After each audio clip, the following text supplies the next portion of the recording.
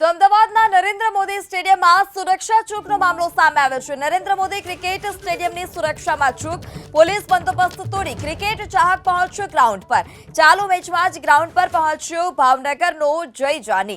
જય જાનીની પોલીસે ઝડપી પાડ્યો છે। ગઈકાલે ગુજરાત ટાઇટન્સ અને ચેન્નઈ સુપર કિંગ્સ વચ્ચે મેચ યોજાઈ હતી અને તેમાં ધોનીનો જે ચાહક હતો તે જે ગ્રાઉન્ડ હતું ત્યાં ઘૂસી આવ્યો હતો।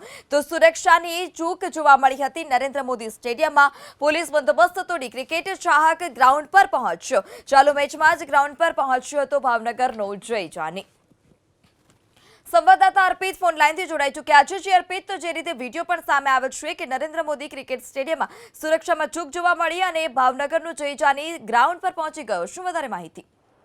ગઈકાલે આ ચેન્નઈ સુપર કિંગ્સ અને ગુજરાત ટાઇટન્સ વચ્ચે મેચ રમાઈ હતી, જેમાં ઘણા બધા પ્રેક્ષકો મેચ જોવા આવ્યા હતા। જે પૈકી ભાવનગરનો એક આ પ્રેક્ષક છે મેચ જોવા આવ્યો હતો, તે મહેન્દ્રસિંહ ધોનીનો ફેન હતો। મેચ ચાલુ હતી તે દરમિયાન જે સુરક્ષા કર્મીઓ અને સુરક્ષા એજન્સીની નજર ચૂકવીને તે મેદાનની અંદર પ્રવેશી ગયો હતો અને દોડતા દોડતા મહેન્દ્રસિંહ ધોની પાસે પહોંચ્યો હતો, જે બાદ તેના પગે પણ લાગ્યો હતો। આ ઘટનાને લઈને તાત્કાલિક સુરક્ષા એજન્સી અને પોલીસ કર્મીઓ તેને બહાર કાઢ્યો હતો અને એ મેચ જોઈને ભાગી ગયો હતો।